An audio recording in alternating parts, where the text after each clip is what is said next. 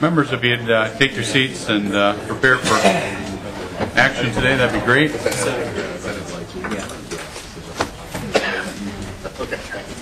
You know, it's a little difficult to squeeze in lunch and get here on a timely fashion, but I appreciate your showing up, and we'll attend to the committee business. The clerk will note the roll as we come and go. The minutes are in our packet, members. The Chair would entertain a motion for approval of the minutes. Representative Biskins moves. Discussion? Hearing none, let's vote. All in favor signify by aye. Aye. Opposed? Motion prevails. Minutes are approved. First bill on the agenda for today is House Bill 2528. Representative Mazorol. A bill regarding when folks have accidents that damage state property, the ability of the patrol and MnDOT to share information, because usually auto insurance will cover that damage. Representative Mazorol. Thank you, Mr. Chair. Members, yes, as you've stated, this relates to the Minnesota Department of Public Safety and the Minnesota Department of Transportation, and the bill is here to require... Sorry, I teed you up the wrong way there. First, I need a motion to get the bill in front of us, and that would be Representative Vogel. Yes, Mr. Chair, I move House File 2528 to be going to the Committee on Public Safety as be a next stop. Yes, correct. Thank you. The bill is in front of us now. Representative Mazorol, you can Thank you, Mr. Chair. explain the bill. The bill would require that the Minnesota Department of Public Safety provide an accident report to the Minnesota Department of Transportation if there's been damage to state-owned property as a result of an accident. And I also have, will request that we add an oral amendment to the bill as it stands in front of you. Proceed with your oral amendment. The proposed amendment would be on line 1.9. Before the new language, it would be the words "upon request." So the new language would read, "Upon request, the Commissioner of Public Safety shall provide." Mr. Burris, do you have that for the record? Mr. Chair, yes, I do. Good deal. Thanks. Representative Vogel, is that your motion? That is my motion. Discussion to the motion. Anyone curious about it? Briefly explain why upon request makes sense, Representative Mazorol or Mr. Rudine, whichever. Sure, Mr. Chair, I'd be happy to do that. I'm Eric Rudine with MnDOT Government Affairs, and the amendment is a request of the Department of Public Safety. It's not our intention that they would have to go through all accident reports, but rather that we would either have an accident report number and request that specific accident report, or in some cases we may have a date and a location of an accident, and so we would give them some parameters to search for the accident report. Outstanding. Thank you. We understand the oral amendment. Further discussion? Seeing none, all in favor signify by aye. Aye. Opposed? The motion prevails. The oral amendment is adopted. To the bill as amended, then. Questions of the witness or the testifier? Representative Nelson. Thank you, Mr. Chair. And Representative Mazorol, is there, I guess my question is, why are we having to do this? Is there a reason why they can't share that information currently? Mr. Chair, Representative Mazorol, or you or Mr. Rudine probably speak to that. Yeah, we'll have Mr. Rudine answer that question. There is a reason. Thank you, Mr. Chair, and Representative Nelson. Just to make clear, this will actually continue what the practice has been. We've been getting these accident reports in the past, but if you look in Chapter 169.09, it talks about a person whose property has been damaged in an accident can get a copy of the accident report. And Department of Public Safety's attorney took a look at that, and technically a person does not include a state agency. And so that has been the issue that has arisen and why we need this legislation to continue being able to access the accident reports. Representative Nelson, follow-up. Thank you, Mr. Chair. I believe I heard something, a bill similar to this in Commerce last week.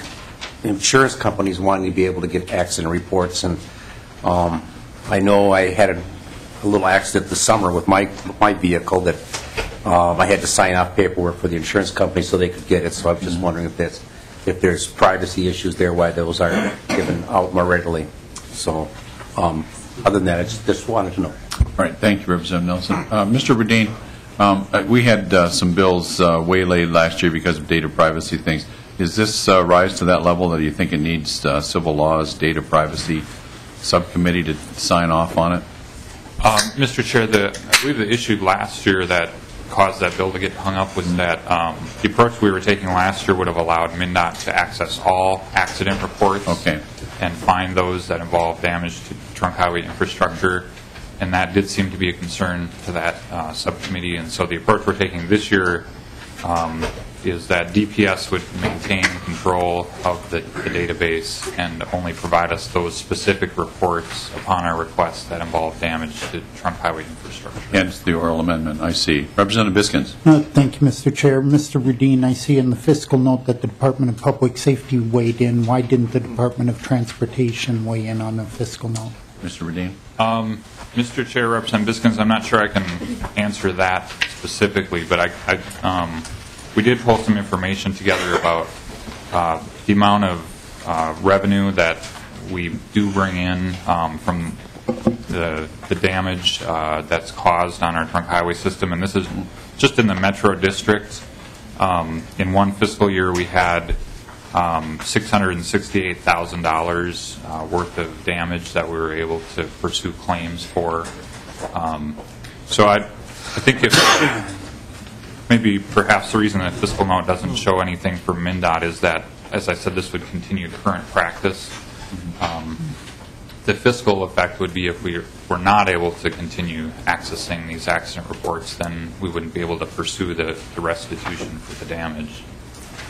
Follow-up, Representative Biskins. Well, just to you, Mr. Chair, this might be an opportunity for you to wheedle Representative Holberg when the time comes.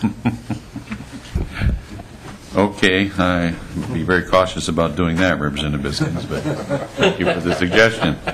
Further discussion to the bill. Advice to the chair, anything of the sort. Does anyone in the audience feel compelled to testify for, against, or about this bill? And members, I did ask about public safety. Public safety did not respond to the request for cost estimate, probably because of its ongoing practice, and they respond anyhow when directed, so it didn't seem to be that big an issue. Seeing none, Representative Bogle renews his motion that House File 2528, as amended, be recommended to pass and re-referred to the Public Safety Committee. All in favor signify by aye. Aye. Opposed? The motion prevails. Representative Mazorol, you're on your way to public safety. Good luck with that. Thank you, Mr. Chair and members.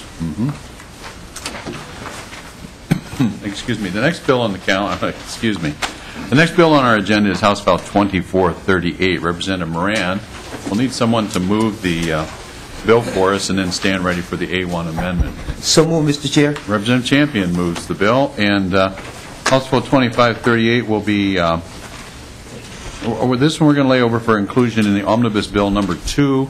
Unless there's turbulence, Representative Moran, then we'll pull this up and send it on its way by itself. Oh, and I've been asked to point out that the language in this was added to Representative Howe's bill in education, so the bill is traveling elsewhere as well, members, so we'll get a two-pronged approach here. Representative Moran, would you like us to move the A1 amendment to get the bill in the shape you'd prefer? Yes, I would, Mr. Chair. Okay, thank you, ma'am. Representative Champion? Yes, I so moved, Mr. Chair. Okay, the A1 amendment is before us. Are there questions about the A1 amendment? Seeing none, let's vote. All in favor signify by aye. Aye. Opposed, same sign. The motion prevails. The A1 amendment's adopted, and Representative Moran, the bill is in the condition you'd like to discuss it now. Welcome to the committee. Thank you, Mr. Chair and members. This is a technical change to adopt the new standards for buses built after December 31st, 2012. The new changes also address the new higher back seats as approved and listed in the 2010 standards and mandated by the National Highway Safety Administration. Additional changes were made to address safe placement of transporters and manufacturer systems in school buses at the request of pupil transporters and manufacturers. Also, there's a fan placement that is addressed because of the extreme weather conditions in Minnesota to ensure safe operations and clear visibility for the driver. The changes are not retroactive and will not require retrofitting of fleets. It only affects buses manufactured after December 31st of 2012. And so to discuss the amendments to the bill and to create a clear path of the bill, I would like Sergeant Davis to take over from here. Sergeant Davis, welcome to the committee. If you'd identify yourselves for the folks watching at home and then proceed with your testimony. Yes, Mr. Chair. Paul Davis, Minnesota State Patrol, Office of Pupil Transportation Safety. Mr. Chair and Representatives, I'd like to just briefly walk through the bill with you as we look at the national standards as adopted. What we're doing is trying to mirror the language that was brought forth during the 15th Annual National Congress on School Bus Transportation Safety. That is a group that meets every 5 years to determine best practices for manufacturing of school buses and the integrity of the vehicle. Each state provides a group to go and sit and be part of that committee. Each state has a voting of one-member vote per state. That group represents the public safety folks, safety advocacy groups, bus manufacturers, and so on. The technical changes that we're looking to make here, again, just adopt the national standard. This bill was brought forth and has been requested to be carried by Department of Public Safety from the industry itself. So they are accepting of the bill. We have sat down with them and gone over the specifics, and everything that you see before you is agreed upon by all parties. Mr. Chair, would you like me to go through the individual items as we go along? Not unless there's specific questions, Sergeant Davis. Are there questions of the testifier or so far regarding?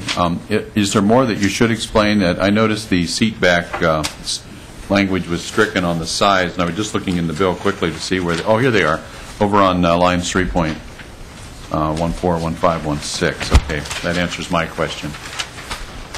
Yes, Mr. Chair.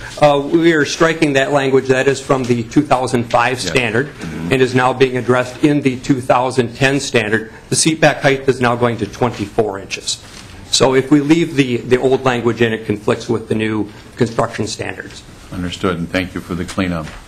Members, any further questions for either Representative Moran or Sergeant Davis? Seeing none, thank you for your testimony. Is there anyone else in the audience who would like to testify about the bill, about this House bill? Brad Lundell. Brad.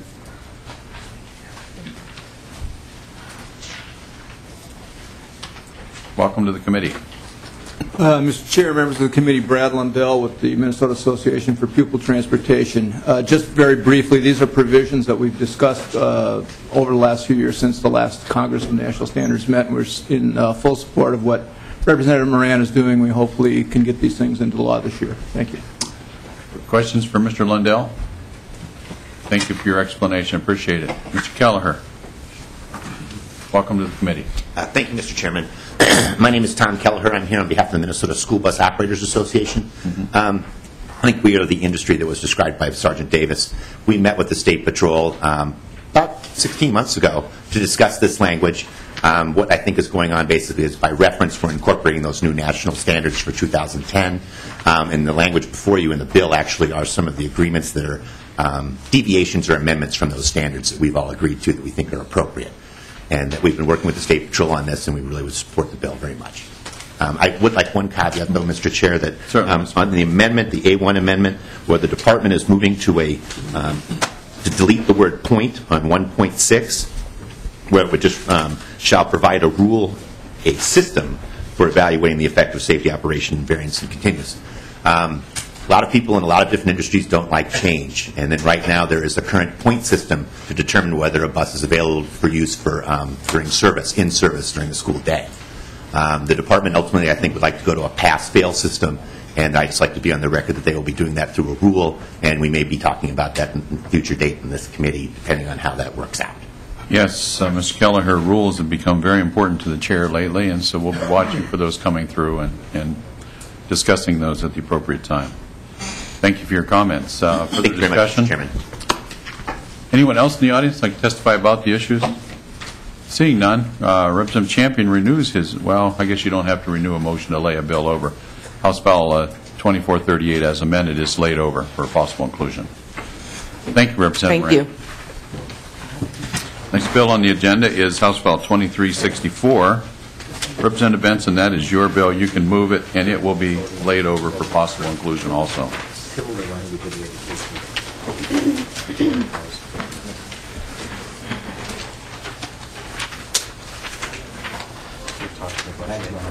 Thank you, Mr. Chairman. I would like to move that House File 2364 be laid over for possible inclusion in the omnibus bill. This is an agency bill that is a request for turnback of three legislative routes that be removed from the trunk highway system and then would go to 3 local municipalities, 2 counties, and the city of Mr. Lundeen from the department is here today to provide the details. Mr. Rudin, welcome to the committee again. Thank you, Mr. Chair. Just to remind the committee that the purpose of trunk highway turnbacks is to upgrade trunk highways that no longer serve a trunk highway purpose and allow them to be turned back to the city or county in acceptable condition. And the turnback program works toward ensuring that the right road is on the right system. These are usually lower volume roads, and so they're not necessarily a high priority for the state, but they are a high priority for the local jurisdiction. So this year we have 3 roadways that we are proposing to turn back to local units of government. One in Wadena County, which is Trunk Highway 227 between Sabika and Nimrod. One in Brown County, Highway 258, which is between Highway 14 and Humphrey. And then Trunk Highway 291 in the city of Hastings, which is between Highway 61 and 10th Street. And the counties and the city are all supportive of these projects. We have letters of support or resolutions of agreement with the local governments on these projects. But because trunk highways are all listed in the statute, we always need to bring a bill pretty much every year to the legislature to allow us to turn back these trunk highways to local governments. Mr. Rudin, about how many miles are in total are we talking about here? And I'll tell you why I ask. Because I believe in law, the length, the amount of miles in the trunk highway system is set in law. This will free up some room to make other highways. That's where I'm going with the question. Okay. Yes, Mr. Chair, that you're correct. There is a limit of, I believe, 12,000 miles on the trunk highway system. Most of these are very small segments, just a couple of miles each, I believe. So I don't have the exact mileage with me. I'm not sure if Mr. Jonas might have that. But that's okay. You can memo us later. It'll be fine. Thank you. Got questions of Mr. Rudin or the author of the bill concerning Representative Biskins? Well, thank you, Mr. Chair, and either to Mr. Rudin or Mr. Burris, remind me again the turn back process and why we would see no fiscal note on a bill in which there are turnbacks. Would like to add. Benson. Thank you, Mr. Chairman. The fiscal note was posted at 12:35 today, so it's in the system and it has zeros on it. So maybe they can explain why it's got zeros. Ms. Johnson, would you like to explain it, or why don't you talk about the fiscal note? Mr. Chair, thank you. My understanding, I just got it in my hand just a few moments ago, and we're making copies at this time, so I haven't had a chance to read it thoroughly, but it did indicate zeros from what I saw. And Mr. Burris, in the process of turnbacks, usually there's a portion, money appropriated to the body, the governmental body, township, city, county, for a turnback road, isn't there, out of the trunk highway fund? Mr. Chair and members, there are a couple of funds for turnbacks that are appropriated to MnDOT as part of the budget process, and I would presume that those are the funds being used to fix up the roads as part of the turnbacks under this bill. Mr. Rudin, can you shed some more light on that process for Representative Biskins? Mr. Chair, just a little background. The funding for turnbacks comes from the Highway User Tax Distribution Fund. Mm-hmm. There's a 5% flexible fund that sort of comes off the top before the constitutionally dedicated splits of 62% to the Trunk Highway Fund, 29% to County State Aid highways, and 9% to municipal state aid streets. So the turnback funding comes out of that first 5%. And so it doesn't need to be specifically appropriated for these projects, but rather it comes to the department in sort of a lump sum. And the funds are used to either upgrade the road so that it's in a good condition when the road is turned back to the local authorities, or in some cases we might make a lump sum payment to the local unit of government if the road is already in acceptable condition, and then they can sort of hold on to that money for future use. But the estimated costs for these three projects, the Trunk Highway 227 project in Wadena County is estimated at $8 million. The Brown County project on Trunk Highway 258 is estimated at $6 million.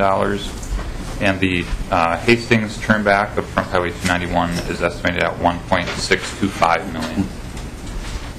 Representative Biskins, follow-up.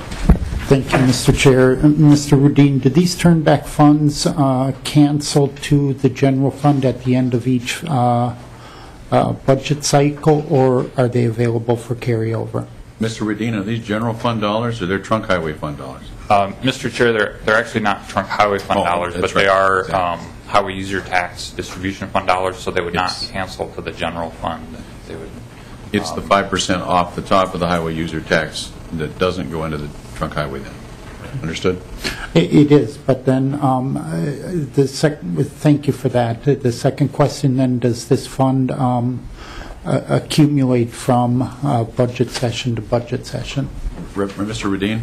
Mr. Chair and Representative Biskins, yes, presumably if they weren't used, they would stay within that fund to be used for future turnback projects. Thank you, Mr. Chair. Thank you for the questions. Further questions for Mr. Rudin or Representative Benson before we lay this bill over for possible inclusion? Anyone else in the audience want to testify about these highway turnbacks? See no one coming forward. Representative Benson, thank you for bringing the bill forward. We'll lay it over for possible inclusion. The next bill on the agenda is House Bill 1955. That's a bill that I'm authoring, and I'm just going to run it from here, and we'll have some discussion about this. And should we choose to pass it, it will be going to public safety. So I'll move House Bill 1955, recommend it pass, and be re-referred to the Committee on Public Safety for further discussion. Members, we have a bill that we've passed here over the last, we've actually passed it and amended it a couple times over the past several years. It's called the Move Over Bill. It came to my attention, two things happened that brought this issue forward for my attention.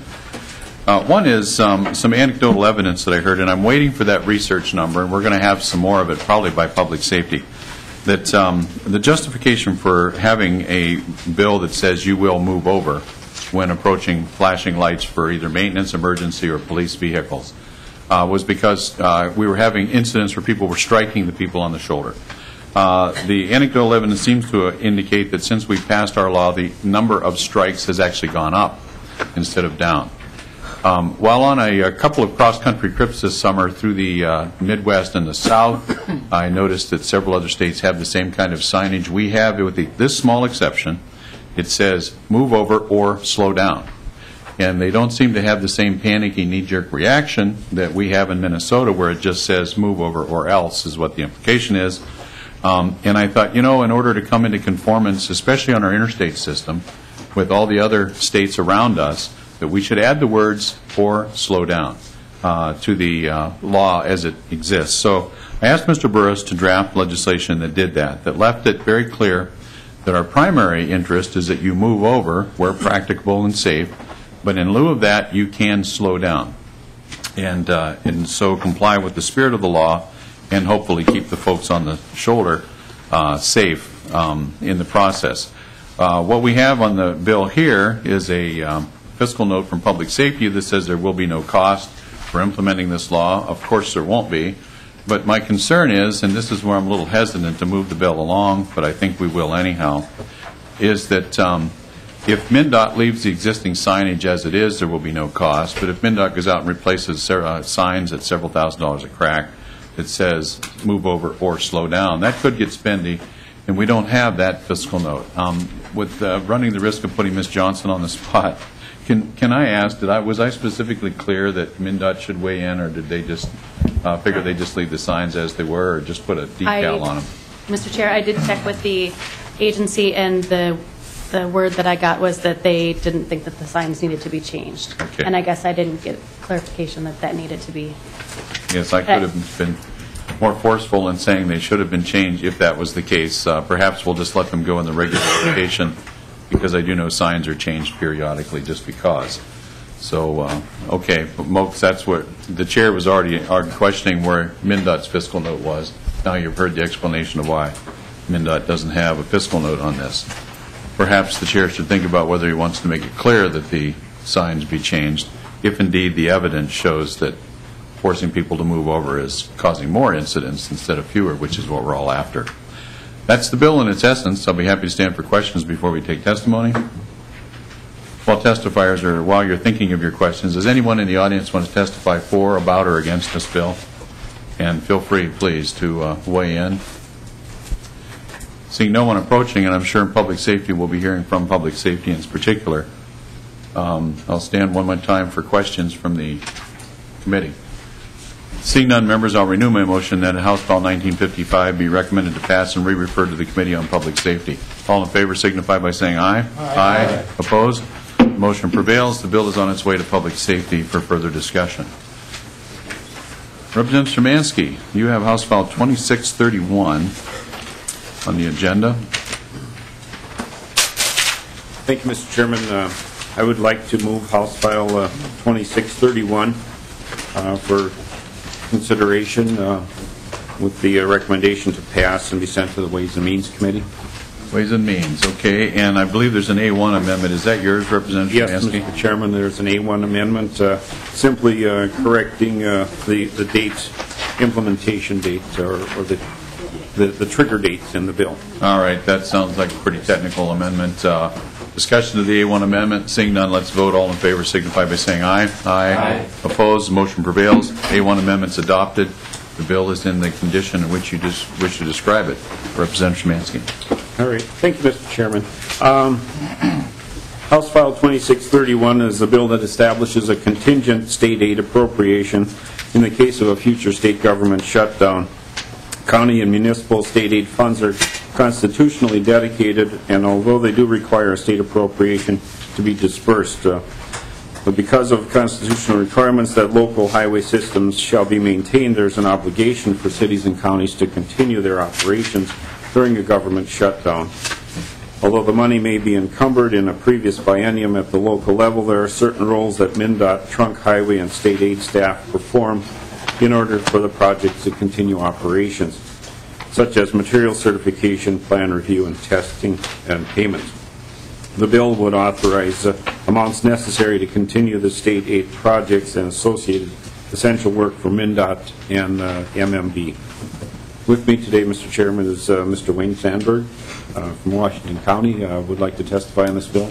Mr. Sandberg, welcome to the committee. If you'd identify yourself for those watching at home and proceed, we'd appreciate it. Thank you, Mr. Chair, members of the committee. My name is Wayne Sandberg. I'm the county engineer for Washington County. I'm here today to testify on behalf of the Minnesota County Engineers Association in support of House File 2631. Thank you for having me and providing me time this afternoon. The Minnesota Department of Transportation and local agencies are intertwined partners when it comes to construction. Our county state aid and our municipal state aid funding streams are a key component in our ability to build the local roadway and highway systems. This bill would ensure that these funding streams continue during a future state shutdown. The money this bill intends to appropriate is constitutionally dedicated through the Highway Users Tax Distribution Fund to local agencies. This is not general fund money.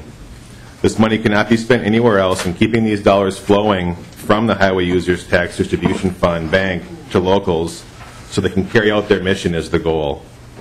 Additionally, making sure we keep our local funding sources available ensures we have the resources to meet our requirements for other funds we may have as part of a project, for example, federal transportation dollars. This is important because in Minnesota, when it comes to construction, our window is small. Every working day we have counts, and all of our contractors operate on a month-to-month financial basis. Our ability to make payments is critical to keep the contractors solvent during the construction process, thus keeping construction moving forward as scheduled, and this bill helps us do that. I am speaking from experience here because during the shutdown of 2011, we worked very hard to keep portions of our $18 million Broadway Avenue project in Forest Lake going. On that project, we had a freeway interchange removed, and we were only partially done building the new one when everything stopped. Had the shutdown gone even one more week, we would have jeopardized our completion dates, and it would have become a 2-year bridge closure. As it was, we still spent nearly $200,000 in additional construction costs and county staff time managing the additional project complexities during the shutdown. Now, I mentioned earlier that MnDOT and local agencies are intertwined partners when it comes to construction. We rely on MnDOT expertise that we cannot or do not have on our own. Additionally, all of the materials used on these projects, the concrete, steel, wiring, stoplights, the bituminous paving, everything is tested and certified before we use it. MnDOT provides these services, and this bill would ensure that those services continue. Our goal with supporting this bill isn't to insert ourselves into the politics of state budgeting. Rather, once construction begins, it is important in terms of preventing increased costs, keeping traffic delays to a minimum, and making sure our highways are among the safest in the nation. We want to keep these projects going and moving forward without delay. When we start a construction project at the local level especially, we have made a promise to the residents and businesses of that community that we are going to build that needed infrastructure, support the quality of life and the economic vitality every citizen wants, as quickly and with little impact as possible. Once construction starts, there is no turning back. This bill will help us keep these projects moving forward and help keep those promises. Thank you for your time. Thank you, Mr. Sandberg. Questions of either Representative Shimanski or the testifier, Representative Nelson. Thank you, Mr. Chair. And I've been seeing a plethora of these bills in the last couple of weeks dealing with continuing appropriations in the event of a shutdown. I mean, it's almost like we're planning for shutdown 2.0. I know in the past, Speaker Swigum has been very much against these and has raised the fact that we're putting government on autopilot. And I'm not that I'm opposed to this coming from the construction industry. I know exactly what you're talking about. Our window for some of the, especially for road construction, is short. But I just want to raise that concern that, I mean, if we want to do this as a general authorization, I mean, there's been bills in the past that in the event of a shutdown or in the event of a budget negotiations not being done, percentage less than the full budget going forward. I mean, I can understand that, but we're seeing a lot of that because of a plethora of these bills. I think this is about the 5th one I've seen that is doing the same thing, and it's we're going to piecemeal this and pretty soon every part of government is going to continue on without us having a budget, and that takes the pressure off us of having us do our job. So I just want to make that as a comment. We'll take that as a thank you, Representative Nelson, for your comments. Further questions for Mr. Sandberg or Representative Shimanski? While you're thinking of those, let me ask if anyone else in the audience would like to testify for, against, or about this bill. Seeing no one coming forward, Representative Shimanski, you want to renew your motion that your bill as amended go to Ways and Means? Mr. Chairman, so moved. Thank you. All in favor signify by saying aye. Aye. Opposed? No. The motion prevails. The bill is on its way to Ways and Means. Thank you, Mr. Chairman. I hesitate to say it this way. The last bill on the agenda today is Representative Gauthier. You're standing between me and lunch, Representative Gauthier. Mr. Chairman. But I don't want to put the whammy on you or anything like that. So, Representative Gauthier, again, this bill will lay over for possible inclusion, but if you'd like to move it to get in front of the committee and the same pledge is made to you, if turbulence occurs, we'll send them on their way individually. Thank you, Chairman Beard. I'd like to move House File 2512 for possible inclusion, and then I also have an A1 amendment, Mr. Chairman. If you'd like to move the A1 amendment to... I would like to move the A1 amendment, which is basically technical changes, changing dates in the word fees to fee. We have that amendment in front of us. Questions to that, members? It's a pretty straightforward amendment. Seeing none, let's vote. All in favor signify by aye. Aye. Opposed? The motion prevails. House File 2512 is amended as you wish. Representative Gauthier. Thank you, Mr. Chair. And just to know, Mr. Chair, I tried to get cupcakes this morning, but they weren't open. Those blueberry ones are deeply appreciated, Representative Gauthier. I duly noted, Mr. Chair. Basically, what this bill does is modify rates in state statute charged by the State Patrol for performing escort services and non-vehicle escorts and flight services. It also allows the Patrol to increase or adjust escort rates in future fiscal years equal to the cost of providing that service. With that, I'll just turn it over to the Major. Major Urquhart, welcome to the committee. If you'd identify yourself for the record and proceed, we'd appreciate it. Thank you, Mr. Chairman. My name is Ken Urquhart. I'm the Major with the Minnesota State Patrol. Just briefly, Mr. Chairman, the last time the legislature addressed this issue was in 2007, and they adjusted our rates, contract rates for fiscal year 2008 and 2009. So subsequently, based on a number of cost factors, fuel, maintenance on vehicles, and personnel, our costs have gone up. And what we're asking here to do is just recapture the costs we have by providing services to vendors through the rate that we present them when they ask for those services. And then subsequently, beyond fiscal year 2014, we're asking that if the Commissioner can look at those costs and adjust those costs as need be. Thank you, Major Urquhart. Questions for the Major? I have just a couple, while others are thinking they're quiet. On the portion under 117 to 122, I noticed this is new language. It is not striking anything. Have we set fees before in statute for the air flight services, helicopter, fixed wing, and the twin, the Queen Air? Mr. Chairman, yes, we have. Historically, the original fees for flight services, fixed wing, were about $140 an hour, and then, of course, the Queen Air was at $600 an hour, and then for helicopter support was $490 an hour. And subsequently, through some, if I could have the commander of the flight section address any specific questions about aircraft rates. I'm seeing them now. Okay, now I'm reading it a little more carefully. We did actually have those in statute, and this is an adjustment for those.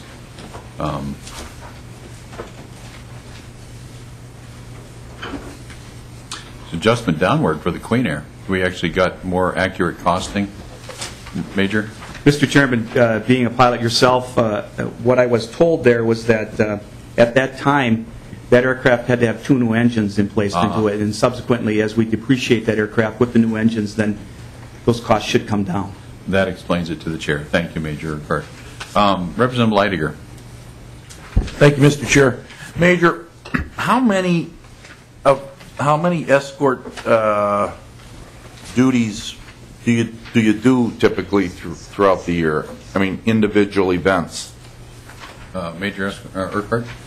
Mr. Chairman, Representative, I can give you a rough number of hours we do by fiscal year that we provide different types of services. That would do just some sort of measurement would be greatly appreciated. In fiscal, Mr. Chairman, Representative, fiscal year 2010, we provided about 38,000 hours of rated activity, and in fiscal year 2011 it was about 35,000 hours of various types of activities. Follow-up, Representative? Yes, thank you, Mr. Chairman. Now, do you know what percentage, perhaps, that would be in the total number of escort hours that happen on the highways? Now, I realize this might be a difficult one. What I'm trying to get at is, there's other organizations that also do escorts, is my understanding. Would you answer that first of all, please? Major Urquhart. Mr. Chairman, Representative, what I should clarify first is that these hours are not just escorting what you might think are oversized loads on the roadway. This is, for instance, when we conduct the MnPass activities for MnDOT. We do traffic direction for utilities when they're moving power lines. We do, for instance, when banks are taken over, they ask us to come in and secure a bank for a period of time until the auditors can conduct their audits. So there's a wide range of activities. Oversized escorts are just a portion of that. And I don't know what that number is, sir. Representative Leidiger, do you have a follow-up? Yes, I do. What other organizations have the capability or authorization to do these kinds of escort service duties? Major Urquhart. Mr. Chairman, Representative, depending on the size of the load or the move that is happening, there could be a wide range of different types of vendors that could do those. Sometimes MnDOT requires law enforcement on specific moves rather than other moves. So, for instance, if it's a smaller load that requires an escort, then you could have a private vendor do that, a licensed protective agent or some other person that has a business that does that. Or they can do it themselves, escort their own loads. If it requires a law enforcement officer, then, of course, that customer or that vendor can go to any agency they so choose to get a law enforcement officer. So it's really up to the customer where they go. Representative Leidinger, follow-up. Just wouldn't follow up then with let's talk about the pricing structure.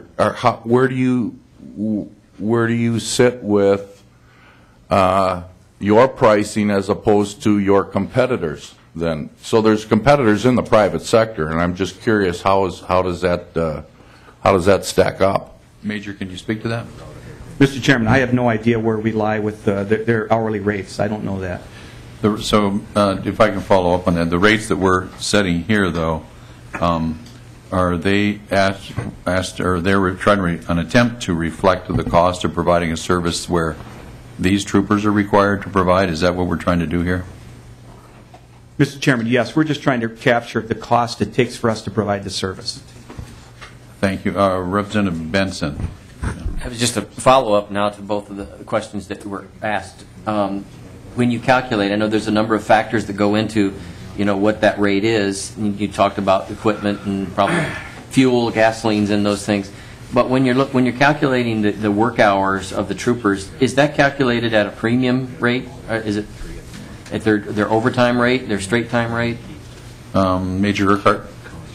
Mr. Chairman, Representative Benson, that rate, based on the personnel cost, is determined by the average hourly rate of all of our troopers.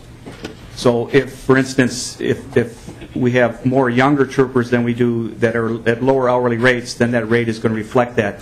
But it does need to cover that premium hourly rate, which would be at time and a half, because that's what they're being paid at the time to do these kinds of projects. Follow-up necessary, Representative Benson? Well, I think it was clear. Thank you, Mr. Chairman. Is that when you're calculating, I know you have a pay scale depending on where they're at in seniority and longevity and so on, but it is taken from a time and a half premium rate in terms of calculation. Major? Mr. Chairman, Representative, yes, it is. Okay, thank you. Thank you. Representative Shimanski. Well, thank you, Mr. Chairman. And Major Urquhart, in the bill it talks about, in the new language, the fees may be reviewed and adjusted by the Commissioner of Public Safety in an amount equal to the cost of providing this service after the year 2013. It sounds like this is, we're putting it on automatic pilot. The Commissioner would adjust the rates. My concern is, would the Commissioner have the ability to also add in administrative costs, for scheduling and providing those things? And at some point, will this be brought back to the legislature for an oversight, to review the rates in the future? Major Urquhart. Mr. Chairman, Representative, from my knowledge, the rate we charge doesn't include those additional administrative costs to administer these kinds of details, as we call them. For my involvement in the legislation, the reason that was done was to allow us to keep pace with the increased costs. Right now, we're far behind that. And, of course, every time we put a trooper in the field now on one of these assignments, we're losing money. And that's the reason for it, is to try to keep pace with the increased costs. Representative Shimanski, do you think it's appropriate that the aviation pricing is put on autopilot, or do you think that should come back here manually every year? Mr. Chairman, I guess I would, being a legislative body, that we should have some oversight on these numbers at some point, and whether it be on an annual report basis or of some sort.